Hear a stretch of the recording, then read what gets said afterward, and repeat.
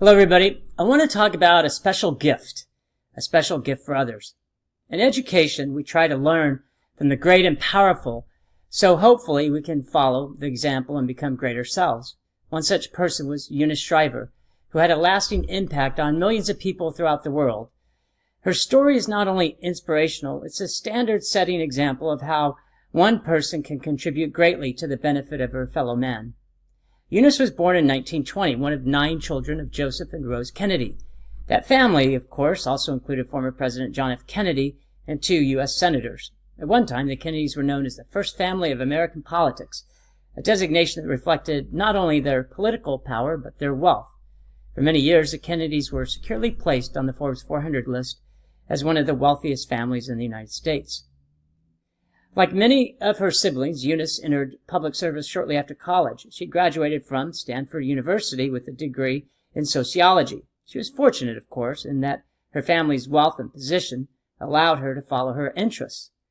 Though she could have led a life of comfort and privilege, she devoted her time and energies towards the plight of those who may not have been born in the circumstances in which she found herself. Her sister Rosemary was born mentally challenged and disabled, and unable to assimilate into society. Eunice had a special relationship with Rosemary. Because of her disability, Rosemary had few friends and could not participate in standard athletic events such as running and football, which were staples of the Kennedy clan. This greatly affected Eunice, who felt that those with disabilities should always be allowed to participate in some way in the activities available to those without disabilities. Driven by her belief in fairness and equality for all, and her work for the less fortunate, Eunice created the Special Olympics, one of the greatest testaments to ensuring that others who may not be as fortunate as yourself could participate in society. Founded in 1968, the first Special Olympics Games were held at Chicago's Soldier Field, with over 1,000 athletes from 26 states competing in a variety of athletic events, including track and water aquatics. Though Eunice was raised to believe that one always had to win, she came to believe that simply by participating, everyone wins. This meant not only the athletes, but the sponsors and volunteers. Frank Gifford, the famous Hall of Fame football player, best summarized the mission of the Special Olympics when he said that each competes to the extent of their abilities, with no achievement too small or no time too slow. In 1968, Special Olympic Games proved to be a spectacular success.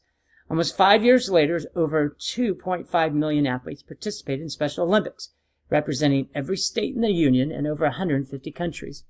Another 500,000 individuals volunteered their services to the Special Olympics, making it the largest sporting events in the country. Over 15,000 medals are awarded each year, and the Special Olympics were recently ranked by the Chronicle of Philanthropy as the most credible nonprofit ahead of the Girl Scouts, the American Red Cross, and the Salvation Army. In 1953, Eunice married Sergeant Shriver, an outstanding man who went on to found the Peace Corps and was a 1972 Democratic vice presidential candidate. They had 5 children, including Maria Shriver, the former First Lady of California. Though Eunice received numerous honors, including the Presidential Medal of Freedom, the Legion of Honor, and honorary degrees from several institutions, including Princeton and Georgetown, the Special Olympics program was the great achievement of her life. Its foundation was a watershed event for this country, and before that time, little attention was paid to people with disabilities. Not anymore. Today, these individuals are celebrated through the Special Olympics. Eunice continued her work with the Special Olympics, and for the less fortunate until her death in August of 2009. Eunice Shriver always believed that there is goodness in everyone, including the poor and neglected, and it was incumbent on society to help those who lacked advantages like her own.